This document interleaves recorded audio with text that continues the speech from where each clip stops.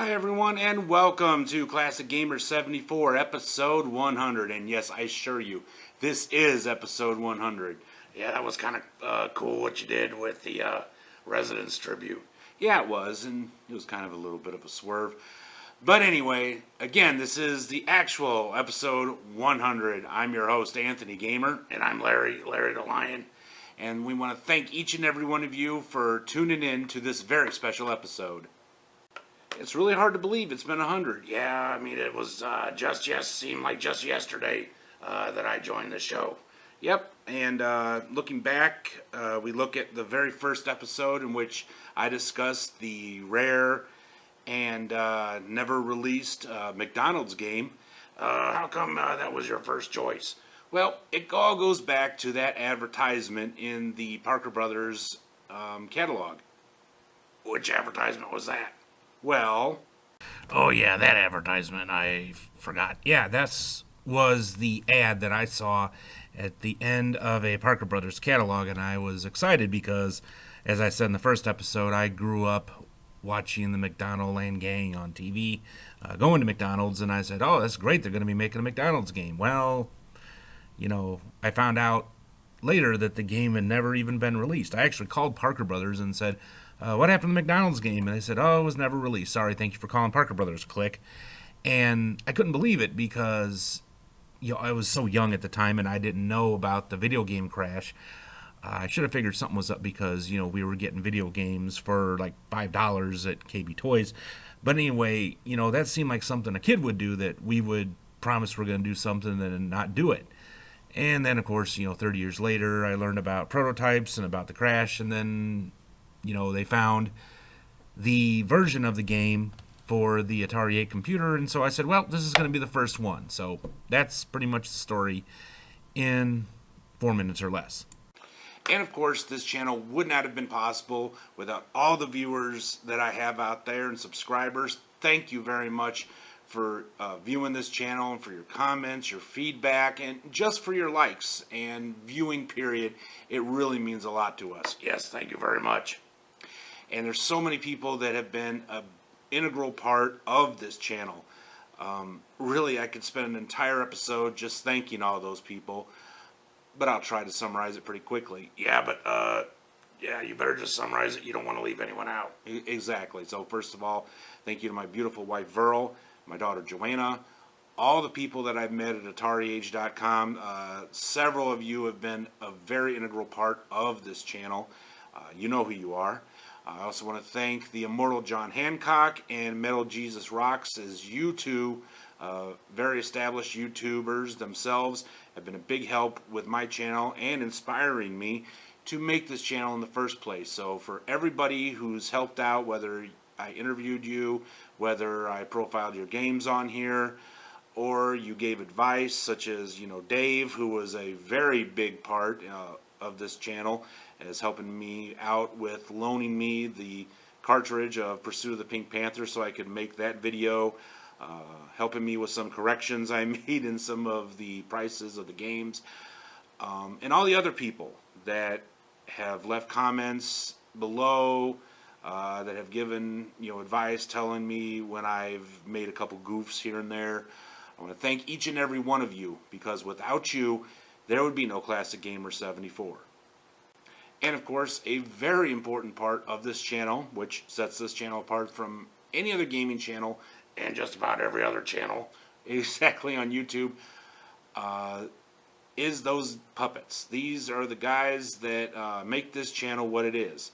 And of course, my best friend is right here, and that is Larry the Lion. And of course, another one of my puppet friends has to be this guy, Al. That's right, my name is Algonquin E. Gator, and I have been with this channel since episode 19, the episode about the game Solaris. And of course, my next puppet friend here is Red the Fox. Oh yeah, it's been really good being on this channel here. A lot of people don't know it. At one time we had our own podcast too. Well, we sure do. We had a short-lived podcast talking about curling. So he's been with me since, what was your, oh yeah, that's right, you got your own episode when I introduced you, episode 24.5, which was called Meet Red the Fox. Okay, next up we have Humphrey the Wolf. Hello. He made his first appearance in episode number 13 in probably, well, which is my highest rated episode, Rare and Valuable 2600 Games, Part 1. Oh, yes, that's been jolly good fun since I've been here. And last but certainly not least, we have Mumford. Hi, everybody. And Mumford made his first appearance as a call-in episode number 71, and he made his actual first appearance in episode 79. Oh, yeah. Where am I again? Now, Mumford is kind of based on some people that I used to work with back when I was teaching. Nowadays, he spends his time at a nice retirement community. I hate it there. And, of course, I tried to get him out of there as much as possible. Except on bingo night and jello night. Okay. Next up, I'd like to talk about my personal favorite episodes. With making 100, there's been some episodes that really have a special place in my heart. And so here are my top 5 favorite episodes. Number 5 is McDonald's. This was episode 1. Yeah, I know I've grown a lot since then, and so has the channel, but this was the episode that started it all. Number 4 was Asterix Games, episode 82. I really enjoyed this one because I got to do a lot of voices, and I got to share Asterix with people here in America who've probably never heard of it before. Number 3 is Paperboy AVP, episode number 82. This was a fun episode to make, especially because Red and I got to beat up the Paperboy. The lawsuit is still pending. Number 2 is Lost Classics for the Atari 2600, episode 48. This one was a lot of fun because I got to share some games that I personally thought were great that I think a lot of people overlooked. And my number 1 favorite episode is Moomin Games, episode number 84. Why? Well, this video was a whole lot of fun to make. I got to work with my daughter, who performed the voice of Little My, and I got to share Moomin with people in the United States, kind of like Asterix, who've never heard of it. And most importantly, are your top 5 favorites. Now, some of the episodes that you guys really, really liked kind of surprised me sometimes. Other ones I kind of thought maybe that they would be, well watched. Oh, yeah, whatever you say. Oh, shh. Anyway, so here are your top 5 favorite episodes. Number 5 was my interview with Dan Kitchen. That was episode number 45. Number 4 for you guys was the Lost Classics for the Atari 2600. That was episode number 48. Number 3 was Rare and Valuable Atari 2600 Games, Volume 2. That was episode number 14. Number 2 was Pursuit of the Pink Panther. That was episode number 63. And the number 1 episode that you guys liked the most is Rare and Valuable Atari 2600 Games, Part 1. That was episode number 13. Over the course of 2019, a lot has happened in the classic gaming community. For instance, on a personal note, this year I finally figured out how to make my own video game hacks for the Atari 2600. So here are some of my hacks that have been released on AtariAge.com forum, and some I'm working on right now. If you'd like to download them yourself and haven't done so yet, I have links to each of them in the description below. First one, and one I'm probably the most proud of, is the Moomin hack that I made with my friend Dr. Clue. Actually, he did a majority of the work. Joanna, my daughter, and I just came up with the whole idea, as this was a hack of Smurf rescuing Gargamel's castle. One of my most recent hacks is Little My Scavenger Hunt, which is a hack of Pitfall. In this game, you take on the role of Little My, who is going into the forest around Moomin Valley and trying to recover some items that were stolen by Stinky. And my most recent one that I am just now starting on and haven't quite worked all the bugs out of yet is QB3, which is a hack of the rare game Boing. I'm trying to make a new Q*bert game, and it's come along pretty well, but still got a long ways to go. But my first serious hack was a birthday-themed hack called Happy Birthday, which was taken from Air and Sea Battle. And some other big news, surprisingly, the week I released my first serious Atari 2600 hack, happy birthday, one of the most sought after games in Atari history, and also the most valuable, was finally released, or should I say, excuse me, the ROM was finally dumped for this game. And that game, of course, is Birthday Mania. Thanks to Thomas Jench, this game is now available. So if you don't yet have the ROM, head over to AtariAge.com in the forums and get it yourself. Speaking of being dumped, one of the most famous and valuable prototypes for the Atari 2600 was finally dumped this year. People said it couldn't be done. This game tended to bring out the worst in people and cause the most arguments over the fact whether it could be dumped and copied. And finally, this year, it was. And I'm talking about none other than Pursuit of the Pink Panther. Thanks to Dutchman 2000 with assistance from Thomas Jench, this game is now available in ROM format. And you know where to go to get it, AtariAge.com in the forums. Also, I'd like to talk about some of the upcoming changes that are going to be made to this channel. Uh-oh. What? Are we going to be out of a job? No, of course, I would never get rid of you guys. Oh, okay. I was going to say, if you're going to get rid of anyone, get rid of Mumford. I'm not going to get rid of Mumford or any of the other of you. Okay, fine. Anyway, some of the big changes that have happened before we get into the new stuff. The intros have been changed a couple times. The very first intro that was made to this channel was made by my daughter, Joanna. Brilliant kid. Oh, of course she is. Ended up adding an outro. Sometimes I had like an intro, then not an outro. Also, we got this brand new camera, courtesy of my beautiful wife, Verl. Thank you very much. Oh, yeah, for sure. Thank you, dear. We've added trivia questions to episodes when they're appropriate. But the biggest change that I've made is I've added in modern games. As initially, when I created this channel, I wanted to focus on games from the Magnavox Odyssey to the Sega Genesis. But as I've learned and pretty much have always known, a game does not have to be old to be a classic. Now, as far as some upcoming changes, we're going to try to focus more on more modern games, as we're going to have a new series called Instant Classics. These are newer games that when they hit the market, right away you knew these games were going to become classics. So we're going to talk about some of those.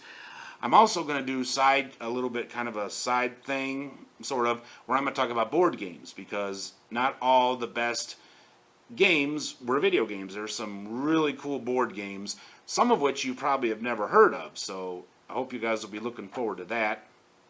Also, I'm going to be talking about vintage toys, as I've got quite a few really cool ones in my collection, some that you probably have and others you may not have heard of that after seeing the video you may want to get a hold of. Also, I'm going to be discussing classic music. In other words, music that I love that I consider to be classic. Now you're going to only focus on stuff you like, right? Exactly. There's way too much negativity out there. So instead of talking about music I hate, rap, hip-hop, stuff like that, I'm going to focus on music that I enjoy, preferably whole albums. Okay. And my next big announcement is about a book. Now, many of you that know me know that I am a published writer. I've actually written and published 16 books. Wow. Yep. And I'm going to be writing a book about this channel. It's going to be like an episode guide with some background information, all kinds of fun stuff, stories about them, just all kinds of fun stuff. I think you guys will really enjoy it. Hopefully that book will be out within the next 6 months. I'm actually working on a project right now. Okay, 2 projects, maybe 3. Yeah, something like that, I think. Yeah.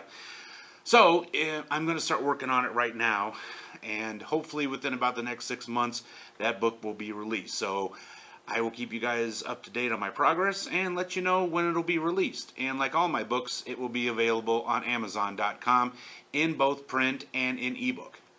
Well, that about wraps up this episode of Classic Gamer 74, number 100.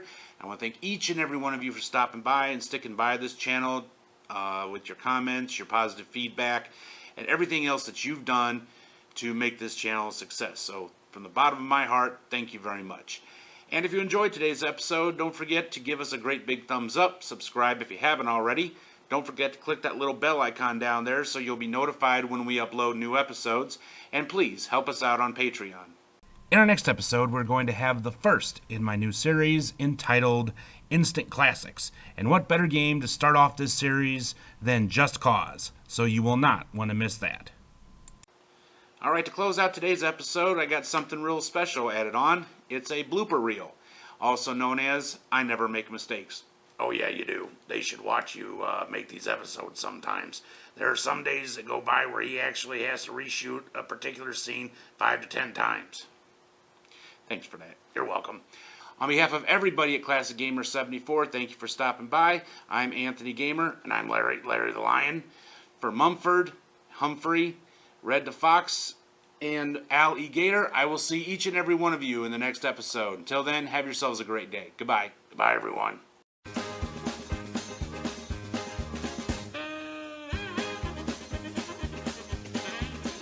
Boxes and cartridges from various Atari games past and from past episodes, and lots of cool box art and cartridge art, and find out. Let's discuss that real quick. Okie doke. One of the things to keep in mind about The Last Starfighter was shit. Now the gameplay in Solaris